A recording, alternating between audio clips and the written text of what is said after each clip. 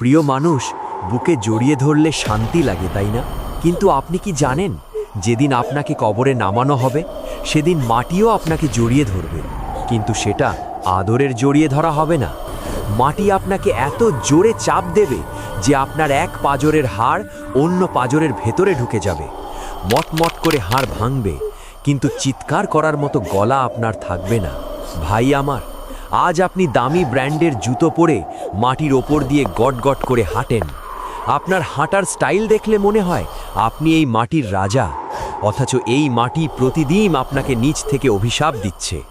মাটি বলে, আজ তুই আমার পিঠের ওপর হাসছিস, কাল আমার পেটের ভেতর কাঁদবি।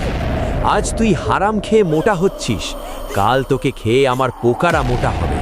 যেদিন আপনার লাশটা নামানো হবে সেদিন মাটি আপনাকে বলবে, স্বাগতম, আমি সেই ঘর যেখানে তুই একা, আমি সেই ঘর যেখানে শুধু অন্ধকার আর সাপ বিচ্ছু। যারা দুনিয়াতে অহংকার দেখাতো, নামাজ পড়তো না, তাদের জন্য মাটি দুই পাশ থেকে সরে আসবে। তারপর শুরু হবে কবরের চাপ। প্রেস মেশিনে আখ দিলে যেমন রস বেরোয়, মাটি পাপী বান্দাকে তেমনভাবে চাপ দেবে। আপনার মস্তিষ্কের মগজগুলো নাক কান দিয়ে ছিটকে বেরিয়ে আসবে। আপনি তখন চিৎকার করবেন, বাঁচাও, আমাকে ছেড়ে দাও। কিন্তু মাটির কোনো কান নেই, মাটির কোনো দয়া নেই। দুনিয়ার 5 ফুট বিছানায় আপনার ঘুম আসতো না, আর সেদিন 3 হাত মাটির গর্তে আপনাকে অনন্তকাল পিষে মারা হবে। ভাবুন তো, জীবন্ত অবস্থায় যদি দেওয়াল ধসে আপনার গায়ের ওপর পড়ে কেমন লাগে? তার চেয়ে কোটি গুণ বেশি কষ্ট হবে সেই চাপ। ও ভাই, এই ভয়ঙ্কর চাপ থেকে বাঁচার উপায় কি জানেন? একটাই উপায়, মাটির সাথে বন্ধুত্ব করা। যেই কপালটা আপনি অহংকারের সাথে উঁচু করে রাখেন, সেই কপালটা আজই জায়নামাজের মাটিতে ঠেকিয়ে দিন।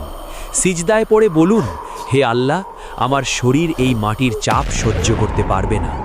বিশ্বাস করুন, আপনার চোখের পানি পড়লে এই মাটিই সেদিন ফুলের বিছানা হয়ে যাবে।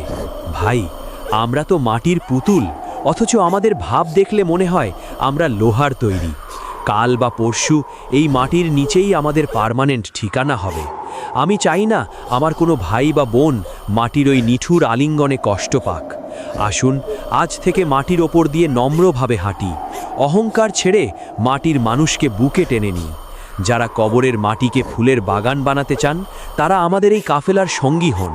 ইনশাআল্লাহ মাটির নিচেও আমাদের রুহের দেখা হবে। আল্লাহ কবুল করুন।